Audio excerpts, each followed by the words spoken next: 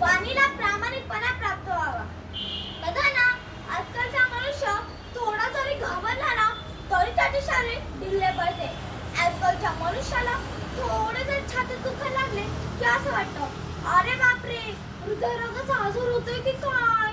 मग त्याला डॉक्टरने स्ट्रेचरवर नेता व डॉक्टर त्याचा कार्डिओग्राम काढून पाहता व सांगता, काही नाही, वायूचा त्रास आहे. हे ऐकताच जो माणूस स्ट्रेचरवर होता तोच खाली उतरून स्वतःच्या पायाने चालत घरी जातो. त्याचे तात्पर्य असे की मनाचा परिणाम हा शरीरावर होतो. एकदा मन घाबरले की आपली शारीरिक शक्ती निर्धक ठरते.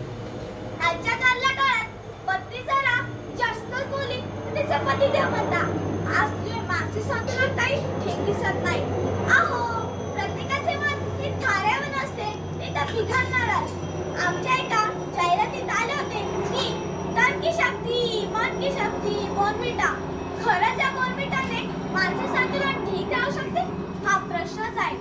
प्राचीन काळी आमच्या ऋषींनी सूर्याकडे आरोग्य मागितले.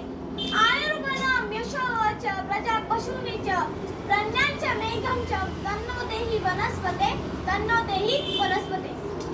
आजकालचे लोक भगवंताकडे बंगला, गाडी, नोकर, चाकर हे सगळं मागतात. बंगल्याच्या हवेसापोटी आपले स्वतःचेही आरोग्य खराब करून घेतात. मग कसे मिळत त्यांना मानसिक शांती, मग कसे मिळत त्यांना आरोग्य, धन संपदा. बघा ना, मन वडाय वडाय उभ्या पिकतील टोर, किती हाकला फिर येते पिकावर. खरोखर कवयित्री बहिणाबाईंनी त्याच्या मनाचे किती मोठे अर्थात वर्णन केले आहे. मन म्हणजे जणू काही उभ्या पिकातली एखादं जनावर. ते शेत म्हणजे विषरूप शेत. त्याला तिथून कितीही हाकला तरी तो त्याच्यात जवळ जातो. खरंच मनाचा हा असाच असतो. एकदा मन घाबरले की आपली शारीरिक शक्ती निर्धक ठरते. मनामध्ये अद्भुत सामर्थ्य आहे. संस्काराचे अक्षय स्मृती मंजुषा म्हणजेच मन.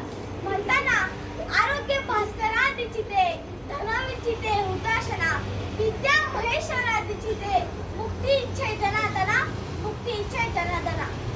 प्रत्येक वस्तूसाठी भिन्न देवता आहे. आरोग्य मागायचे असेल तर ते सूर्याकडे मागावे, धन मागायचे असेल तर ते अग्नीकडे मागावे, विद्या मागायची असेल तर शंकराकडे मागावे, मुक्ती मागायची असेल